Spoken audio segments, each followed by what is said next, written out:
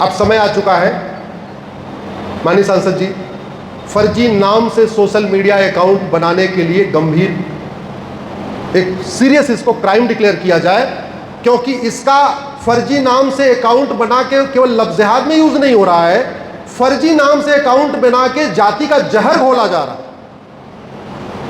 फर्जी नाम से सोशल मीडिया अकाउंट बना के भाषा का जहर घोला जा रहा है। फर्जी नाम से सोशल मीडिया अकाउंट बना के मराठी, गुजराती, मराठी, हिंदी किया जा रहा है। फर्जी नाम से सोशल मीडिया अकाउंट बना के हमारी बहन बेटियों को ट्रैप किया जा रहा है। इसलिए इस फर्जीवाड़े के खिलाफ एक गंभीर अपराध, इसको गंभीर अपराध घोषित करना जरूरी है। दूसरा, लफ्ज़-ए-हाथ धर्मांतरण की शुरुआत हुई फर्जी नाम से, फर्जी पहचान से। अगला क्या, एक यूपी में आपने सुना होगा छांगुर जलालुद्दीन पकड़ा गया। लगभग कितने लोगों ने सुना छांगुर जलालुद्दीन के बारे में? अच्छा, सबने सुना। हाँ, तो मैं वो इसलिए वही वाला एग्जांपल देता हूं। छांगुर जलालुद्दीन का टोटल 600 जिलों में नेटवर्क है। भारत में कुल कितने जिले? 800। छांगुर जलालुद्दीन का नेटवर्क कितना? 600 में। तो 200 जिलों में क्यों नेटवर्क नहीं है? क्योंकि 200 जिलों में हिंदू खत्म हो गए, वहां नेटवर्क करने की जरूरत नहीं। भारत के 200 जिलों में अब लफ्ज़-ए-हाथ नहीं होता। भारत के 200 जिलों में लैंड-ए-हाथ नहीं होता। भारत के 200 जिलों में धर्मांतरण नहीं होता। भारत के 200 जिलों में रोहिंग्या बांग्लादेशी नहीं जाते। भारत के 200 जिलों में हम दो हमारे दो फॉलो भी किया जा रहा है, वहां 10-12 बच्चे भी नहीं हो रहे। आप किसी कश्मीर में पता कर लीजिए, सबके 2-2 बच्चे हैं, ज्यादा नहीं है। 800 जिलों में से 600 जिलों में छांगुर जलालुद्दीन का नेटवर्क और 5000 गुर्गे उसके काम कर रहे हैं 600 जिलों में। 600 जिलों में 5000 गुर्गे, यानी एक जिले में 8 से 10 गुर्गे। एक जिले में कॉलेज कितने होते हैं? नहीं, एक जिले में 80 से 85 गुर्गे एवरेज। एक जिले में कॉलेज कितने होते हैं? 8 से 10। छांगुर के गुर्गे कितने? 80 से 85। आन एन एवरेज हर कॉलेज के पास छांगुर जलालुद्दीन के 8 से 10 गुर्गे हैं। फंडिंग कहां से आ रही है? फंडिंग आई है 500 करोड़ के आसपास हवाला के जरिए आई है और 500 करोड़ एफसीआरए के जरिए आई है। एफसीआरए कानून किसने बनाया था? कांग्रेस ने। मैं कई बार कह चुका हूं, कांग्रेस के कानून खत्म कर दीजिए, भारत की आधी समस्या खत्म हो जाएगी। अंग्रेजों ने 200 साल के शासन में एक भी कानून भारत के हित में नहीं बनाया था। 100% कानून भारत को लूटने और बांटने के लिए बनाया था। आज समय नहीं है, आप लोग फेसबुक, ट्विटर पर मेरे साथ जुड़ जाइएगा। मेरे और भी लेक्चर हैं जिसमें मैंने अंग्रेजों के कानूनों के बारे में बताया। 100% कानून अंग्रेजों ने लूटने और बांटने के लिए बनाया। और ऐसे ही 50 साल के शासन में कांग्रेस ने 50 से ज्यादा कानून भारत को बर्बाद करने के लिए बनाया। भारत की चिकित्सा को बर्बाद करने के लिए कानून बनाया, भारत की शिक्षा को बर्बाद करने के लिए कानून बनाया, फिर वक्फ एक्ट बना दिया। वक्फ एक्ट ऐसा खतरनाक बनाया, पहला वाला वक्फ एक्ट 1913 में जिन्ना ने बनाया था, जो 1953 तक चला। जिन्ना वाला कानून कब बना? 1913 में। कब तक चला? 53 तक। 40 साल में वक्फ बोर्ड की प्रॉपर्टी 50,000 एकड़। नेहरू ने कानून बनाया 1954 में, वो अभी तक चला, अभी कुछ दिन पहले बदला गया। उस कानून से वक्फ प्रॉपर्टी हो गई 40 लाख एकड़। यानी जिन्ना वाले कानून से वक्फ प्रॉपर्टी 50,000 एकड़, कांग्रेस के कानून से वक्फ प्रॉपर्टी 40 लाख एकड़, 80 गुना बढ़ गई। यह है कांग्रेस का कानून, जो आम लोगों को समझ में नहीं आता। 1991 में प्लेस ऑफ वर्शिप एक्ट बना दिया, 1992 में माइनॉरिटी कमीशन बना दिया, 1995 में वक्फ एक्ट बना दिया, 2010 में एफसीआरए बना दिया। और एक और इंटरेस्टिंग, 2012 में जाते जाते उन्होंने राइट टू एजुकेशन एक्ट को बदल के उससे मदरसों को बाहर कर दिया। जब राइट टू एजुकेशन एक्ट बना था, मदरसों पे भी लागू होता था। 2012 में अमेंड करके मदरसों को बाहर कर दिया। नतीजा, सरकार को पता नहीं मदरसों में क्या पढ़ाया जाता, सरकार को पता नहीं मदरसों में कौन सी किताब चल रही है, सरकार को पता नहीं पढ़ाने वाला कौन, पढ़ने वाला कौन, फंडिंग कहां से आ रही है, कुछ नहीं पता। सरकार जाके मदरसों का ऑडिट नहीं कर सकती। यह 2012 का कानून है। 50 कानून में से लगभग 25 कानूनों को हम हाई कोर्ट, सुप्रीम कोर्ट में चैलेंज कर चुके हैं। कांग्रेस के 50 में से 25 कानून। लेकिन अब समय आ चुका है कि इनको, क्योंकि कोर्ट के जरिए खत्म करने में 4-5 साल लगता है। तारीख पड़ती है, काउंटर होता है, रिजवाइंडर होता है, फिर कोर्ट बैठती है। कोर्ट का मन करे सुने, न कुछ मन करे न सुने, कोर्ट की अपनी प्रायोरिटी होती है। अब समय आ चुका है, कांग्रेस कांग्रेस ने जो 50 कानून बनाए हैं उनको संसद से निकाला जाए। भारत में जो 2010 का FCRA है उससे लगभग 50,000 करोड़ रुपए आ रहा है साल में, 50,000 करोड़। और फंडिंग कैसे हो रही है? अलगाववादियों की फंडिंग FCRA, माओवादियों की फंडिंग FCRA, नक्सलियों की फंडिंग FCRA, धर्मांतरण की फंडिंग FCRA, लव जिहाद की फंडिंग FCRA, लैंड जिहाद की फंडिंग FCRA, घुसपैठियों की फंडिंग FCRA, मिशनरियों की फंडिंग FCRA, सारी। अकेले छांगुर जलालुद्दीन के 40 NGO और 40 NGO में 500 करोड़ रुपए आया। अगर FCRA खत्म कर दें, फंडिंग खत्म हो जाएगी, और फंडिंग खत्म हो जाएगी तो बहुत सारे काम अपने आप खत्म हो जाएंगे। एक बात मैं बताऊं, मेरा सुप्रीम कोर्ट में भी काम आसान हो जाएगा, क्योंकि मैं कोई PIL फाइल करता हूं, मेरे खिलाफ 20 PIL फाइल करके आगे 20 लोग खड़े हो जाते हैं, और वो फ्री में खड़े नहीं होते, वो 15-15 लाख रुपए फीस लेके खड़े होते हैं। उनकी फीस, FCRA खत्म हो जाएगा, उनकी फीस बंद हो जाएगी, उनकी फीस बंद हो जाएगी। इतने लोगों का विरोध हमें कम नहीं।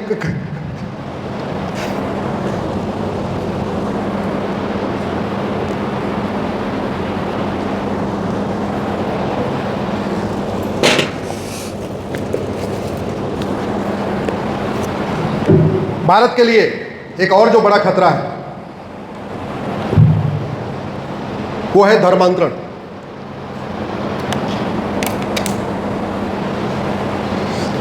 मेरी धर्मांतरण की PIL चल रही है सुप्रीम कोर्ट में, उसमें मैंने आंकड़ों के हिसाब से बताया है, भारत में पर डे 1500 परिवारों का धर्मांतरण हो रहा है। कितने परिवार? 1500। एक परिवार में 7 आदमी मान के चलिए या 6 आदमी मान के चलिए, तो पर डे 10,000 हिंदुओं का धर्मांतरण हो रहा है। पर डे 10,000 का मतलब साल में 40 लाख हिंदुओं का धर्मांतरण हो रहा है। और एक बात आप ध्यान से देखना, सिंपल धर्मांतरण हो तो कोई दिक्कत नहीं, लेकिन जैसे वो व्यक्ति धर्म कन्वर्ट होता है, उससे केवल हिंदू कम नहीं होता, एक दुश्मन की संख्या बढ़ जाती है। कन्हैयालाल को किसने मारा था? किसने मारा? कन्वर्टेड हिंदुओं ने। आज के बाद शब्द यूज करिए, कन्वर्टेड हिंदू। बुरहान वानी कौन था? अफजल गुरु कौन था? याकूब मेनन कौन था? उमेश कोल्हे की हत्या किसने किया? कन्वर्टेड हिंदू। जितनी भी हत्याएं हो रही हैं, कमलेश तिवारी की हत्या किसने किया? कन्वर्टेड हिंदू। यानी ये जो हत्याएं हो रही हैं, ये कौन कर रहा है? कन्वर्टेड हिंदू। अब कन्वर्टेड हिंदू अगर कर रहा है और कन्वर्जन लगातार बढ़ रहा है, हमारे लिए खतरा बढ़ रहा है कि घट रहा है? बढ़ रहा है। रोकने का तरीका क्या है? अच्छा, जिन लोगों ने ये काम किया उनको आज तक सजा हुई क्या? कुछ दिन पहले फिल्म आई थी केरला फाइल, जिसमें क्या दिखाया गया? धर्मांतरण। फिल्म देखने के बाद धर्मांतरण रुक गया क्या? जोर से बताइए। उसके बाद आई बंगाल फाइल। बंगाल फाइल में क्या दिखा? कश्मीर का नरसंहार। जिन लोगों ने नरसंहार किया उनको सजा मिल गई क्या? नहीं। अब आई है उदयपुर फाइल, उसके बाद आएगी बुरहानपुर फाइल, कुछ दिन के बाद फिर सतना फाइल, फिर आएगी सीधी फाइल, फिर आएगी ग्वालियर फाइल।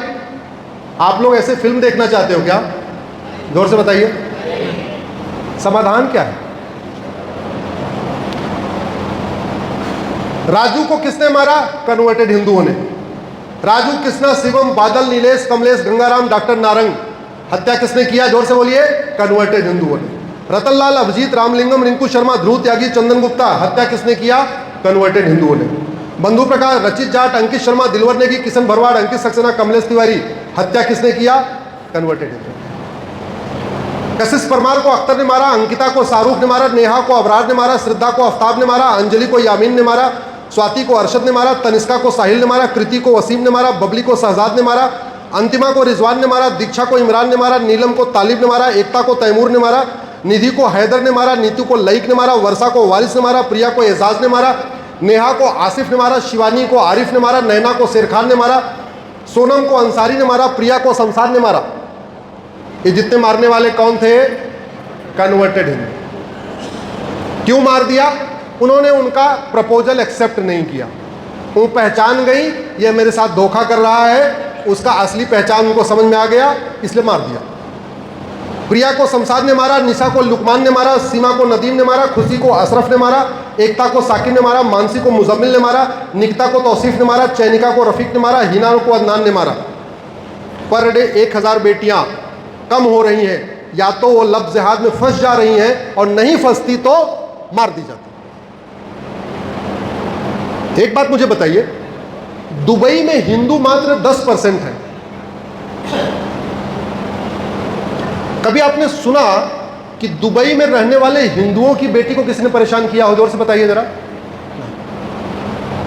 दुबई में भगवान श्री राम का मंदिर भले नहीं है, लेकिन वहां राम नीति लागू है, भय बिन होए न प्रीत।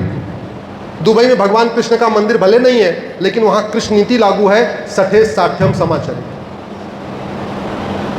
जापान में तो 1% हिंदू है, वहां को कोई परेशान क्यों नहीं करता? अरब, दुबई, कुवैत, बहरीन में हिंदुओं क्यों नहीं परेशान करता? यही क्यों परेशान कर रहा है? मैं पहले भी कई बार कह चुका हूं, अगर दवाई गड़बड़ होती है तो बीमारी बढ़ती है।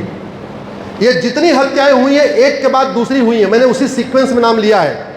जैसे पहली हत्या हुई, हमने उसका narco polygraph brain mapping test करके 6 महीने के अंदर उसको फांसी दे दिया होता, दूसरी हत्या करने की जरूरत होती क्या? जोर से बताइए। कानून बनना चाहिए कि नहीं बनना चाहिए? जोर से बोलिए। माननीय सांसद जी भी आपके बैठे हुए हैं। और कोई समाधान नहीं। इसलिए मैं आग्रह करता हूं, अब समय आ गया है, लगभग 160 साल के बाद नई किताब, नया हमारा कानून बना है, भारतीय न्याय संहिता। इसके लिए मैं माननीय प्रधानमंत्री जी को, गृह मंत्री जी को, सबको धन्यवाद देता हूं। लेकिन मैं आग्रह करता हूं, इस भारतीय न्याय संहिता में एक नया चैप्टर जोड़ा जाए, ऑफेंस रिलेटिंग टू कन्वर्जन। संसद में प्रस्ताव पारित करके धर्मांतरण को राष्ट्र की सुरक्षा के लिए खतरा घोषित किया जाए, धर्मांतरण को देश की एकता अखंडता के लिए खतरा घोषित किया जाए, धर्मांतरण को देशद्रोह घोषित किया जाए, धर्मांतरण को indirect war, waging war declare किया जाए, धर्मांतरण को ऑर्गेनाइज क्राइम डिक्लेयर कर दिया जाए। बस ये 5 काम हो जाए, उसके बाद बाकी वाला काम ये बीएनएस कर लेगी। इसमें संगठित अपराध के लिए धारा 111 है, लेकिन इसमें लिखा नहीं है कि धर्मांतरण ऑर्गेनाइज क्राइम है। इसमें देशद्रोह की धारा है, लेकिन इसमें लिखा नहीं है धर्मांतरण देशद्रोह है। इसमें वेजिंग वॉर की धारा है, उसमें फांसी का प्रावधान है, लेकिन लिखा नहीं है कि धर्मांतरण वेजिंग वॉर है। इसमें राष्ट्र की सुरक्षा के लिए जो खतरा है, हमारी संप्रभुता के लिए खतरा, उसमें सेक्शन 152 है, लेकिन उसमें लिखा नहीं है कि धर्मांतरण हमारी राष्ट्र की सुरक्षा के लिए खतरा, हमारी संप्रभुता के लिए खतरा। आशा करता हूं आने वाले टाइम में इस बीएनएस में 5 नए चैप्टर जोड़ दिए जाएंगे। एक ऑफेंस रिलेटिंग टू इन्फिल्ट्रेशन, एक ऑफेंस रिलेटिंग टू कन्वर्जन और एक ऑफेंस रिलेटिंग टू फ्रॉड। ये जो फर्जी डॉक्यूमेंट बन रहे हैं, फर्जी आधार, फर्जी राशन कार्ड, फर्जी ड्राइविंग लाइसेंस, फर्जी बर्थ सर्टिफिकेट, फर्जी वोटर आईडी, इसको बनाना बहुत ज़रूरी है। मैं आशा करता हूं बहुत जल्द ही भारत में यूनिफॉर्म सिविल कोड भी आएगा और पूरे देश में सबके लिए हम दो, हमारे दो, सबके दो, ये अनिवार्य होगा। अभी काफ़ी देर हो चुका है, काफ़ी लेट हो चुके हैं, लेकिन अभी भी मामला संभल सकता है। और अगर हम देर करेंगे फिर मामला संभलेगा नहीं। और मैं पूरे गारंटी के साथ कहता हूं, अभी नहीं तो कभी नहीं। एक जो हमारे लिए और बड़ा खतरा पैदा हो चुका है वो है ड्रग कारोबार। और ये ड्रग कारोबार केवल और चल रहा है भारत की सड़ी हुई न्याय व्यवस्था के कारण। ये ड्रग कारोबार केवल चल रहा है भारत में घटिया इस कानून के कारण। पहले सिंगापुर में जब कोई जाता था बाहर से, तो जैसे वहां वीजा पे स्टैंप लगता है, उसमें लाल रंग से लिख दिया जाता था, ड्रग मिलने पे गोली मार दी जाएगी। ये काम हुआ 1990 तक। उसके बाद थोड़ा लोगों ने हंगामा किया, सिंगापुर की सरकार ने बदल दिया कानून, बोले ठीक है अब देखते गोली नहीं मारेंगे, अब देखते फांसी पे चढ़ा देंगे। सिंगापुर में सबसे जघन्य अपराध है ड्रग स्मगलिंग।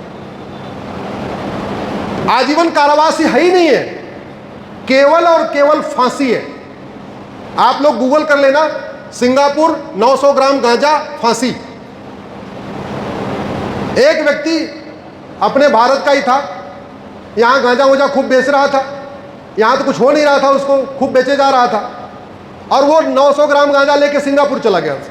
एयरपोर्ट पे पकड़ा नहीं गया, उसकी किस्मत खराब थी, और वो सिंगापुर लैंड हो गया। लैंड होने के बाद पकड़ में आ गया, उसको पकड़ा, narco polygraph brain mapping test किया, उठा के फांसी दे दिया। कितना गांजा? 900 ग्राम। और भारत में 9-9 कुंटल गांजा पकड़ा जा रहा है, किसी को फांसी हो रही है क्या? नहीं। भाई साहब, लाखों माता पिता नशेड़ी बच्चों से परेशान है, लाखों बहन बेटियां नशेड़ी पति से परेशान है, लाखों बच्चे नशेड़ी बाप से परेशान है। इस नशे के कारण हमारा धन भी जा रहा है, हमारा धर्म भी जा रहा है। जब जब रेव पार्टी होती है, मैं पता करता हूं, रेव पार्टी में जो 100 बच्चे पकड़े गए कौन है? 100% वो बच्चे हिंदू होते हैं। ड्रग कारोबार कौन कर रहा है सबको पता है। अभी मैं परसों नागपुर में था, उसके पहले मैं वर्धा में था। मैंने ये पूछा, नागपुर में भी यही पता किया, वर्धा में। हमने कहा यहाँ क्या चल रहा है ड्रग का? बोले भाई साहब, पहले तो कॉलेज में मिल रहा था ड्रग, गांजा और चरस, अफीम, कोकीन, आजकल स्कूलों में मिलने लग गया। पहले तो दुकान पे ढूंढ के मिल रहा था, आजकल व्हाट्सएप पे ऑर्डर करके मिल रहा है। और एक लेटेस्ट मुझे पता चला, 2-4 ऐसी वेबसाइट है, उस पे फूड के नाम पे मिलता है, मतलब उसमें कोड है, पिज्जा का मतलब गांजा। तो उसमें आपका बेटा जैसे पिज्जा ऑर्डर करेगा, वो पिज्जा आएगा, लेकिन पिज्जा के नीचे पुड़िया में गांजा भी रहेगा। आप सोच रहे होंगे हमारे बेटे ने तो पिज्जा मंगाया है, लेकिन पिज्जा के साथ गांजा भी आपके घर में आ गया। ऐसे खाने का, चिप्स का, पिज्जा का, ऐसे अलग अलग कोड बना के नशे का कोड दे दिया है। आप सोच रहे होंगे बच्चा ऑनलाइन डिलीवरी करके पिज्जा मंगा रहा है, कोल्ड ड्रिंक मंगा रहा है, चिप्स मंगा रहा है, खान पान का सामान मंगा रहा है। एक्चुअल में उसके साथ नशे की चीजें भी आ रही हैं। और इसका एक ही समाधान है भाई साहब, केवल और केवल हम सिंगापुर जैसा कानून भारत में बनाएं। भय बिन होय न प्रीत, सठे साठ्यम समाचरे। अब कुछ लोग कहेंगे काम करो, अपने बच्चों को बचाओ। ये तो वही बात हो गई, हम सारे लोग इस हॉल में बैठे हुए, इसमें जहरीली गैस छोड़ दो और सबको बोले एक काम करो, अपनी अपनी नाक दबा लो। ये इसका समाधान नहीं है। जहरीली गैस इस हॉल में आनी नहीं चाहिए। जहरीली गैस आएगी तो हमारे नुकसान करेगी। ये अच्छी बात है, पेरेंट्स अपने बच्चों को देखें, लेकिन कितना देखें? अरे वो कॉलेज जा रहा है, इंजीनियरिंग करने जा रहा है, मेडिकल करने जा रहा है, और इस ड्रग के कारण नपुंसकता बढ़ रही है, इस ड्रग के कारण बाजुपन बढ़ रहा है, इस ड्रग के कारण एक नया आ गया है, वो कारण शादी करेंगे नहीं। क्यों? क्योंकि 2-3 साल ड्रग ले लिया, उसको पता है शादी के लायक बचा ही नहीं है। ये जो नया दौर आया हुआ है ना कि लड़का कह रहा है शादी नहीं करूंगा, लड़की कह रहा है शादी नहीं करूंगी, वो इसलिए कह रहा है क्योंकि वो बेटा और बेटी, उसको पता है मैं शादी करूंगा तो हमारे बच्चे नहीं होंगे, लड़की को भी पता है शादी करूंगी तो हमारे बच्चे नहीं होंगे। इतना खतरनाक ये ड्रग का माया जाल चल रहा है। चंद लोग भारत की यंग जनरेशन को बर्बाद कर रहे हैं। किसी देश को बर्बाद करने का सबसे अच्छा तरीका है उसकी यंग जनरेशन को नशेड़ी बना दो। पंजाब में पूरा का पूरा जो क्रिश्चियन कन्वर्जन हो रहा है वो ड्रग के दम पे हो रहा है। पहले उन्होंने पूरे पंजाब में फ्री में नशा बांटा, और जब अगर बच्चा आपका नशेड़ी हो गया, या जो भी नशेड़ी हो गया, बच्चा हो चाहे बड़ा हो, जब आदमी नशेड़ी हो गया उसको कन्वर्ट करना सबसे आसान होता है। ये हमारे लिए बहुत बड़ा खतरा है। समाधान कहाँ से निकलेगा? संसद से निकलेगा। ना हमारे पास इसकी दवाई, ना आपके पास इसकी दवाई। ये माननीय भाई साहब को, डॉक्टर साहब को ही वहाँ संसद में बोलना पड़ेगा कि नशे को जघन्य अपराध घोषित करो। अब समय आ चुका है कि हम अपने प्रत्येक कानून को दुनिया के कानूनों से कंपेयर करें, और करना भी चाहिए। बाय द वे, मेरे घर में मेरा ताला रोज टूटे और भाई साहब का ताला ना टूटे तो मैं भाई साहब से पूछूंगा कि नहीं पूछूंगा, भाई साहब ये कौन सी कंपनी का ताला लगाया? मेरे घर में तो रोज चोर आके ताला तोड़ देते हैं, आपके घर में ताला टूटता ही नहीं। ये हमारा फर्ज है। इसलिए अब समय आ चुका है, हम भी, भारत की सरकार भी सिंगापुर के साथ, अमेरिका के साथ केवल व्यापार का आदान प्रदान न करे, बल्कि कानूनों का भी आदान प्रदान करे, जुडिशियल सिस्टम का आदान प्रदान करे, पुलिस सिस्टम का आदान प्रदान करे, एडमिनिस्ट्रेटिव सिस्टम का आदान प्रदान करे। बीमारी को ठीक करने का एक ही तरीका है, दवाई अच्छी हो, और अभी नहीं अच्छी होगी तो कभी नहीं अच्छी होगी। इसी के साथ आप लोगों ने इतनी देर ध्यान से सुना, मैं बहुत बहुत धन्यवाद देता हूं, आप लोगों का आभार व्यक्त करता हूं। मुझे पता है इसमें जितने लोग हैं सब सोफे पे बैठने वाले लोग हैं और अपने घर में सोफे पे भी 2 घंटे नहीं बैठ पाते। आप यहाँ इस 90 डिग्री वाली कुर्सी पे 2 घंटे बैठ गए हैं, इसके लिए आप लोगों का विशेष रूप से आभार व्यक्त करता हूँ। हाँ, सच्चाई है, सिटिंग पावर कम हो गई है, लिसनिंग पावर कम हो गई है, फिर भी आप लोगों ने इतनी देर सुना, उसके लिए आपके बहुत बहुत धन्यवाद देता हूँ।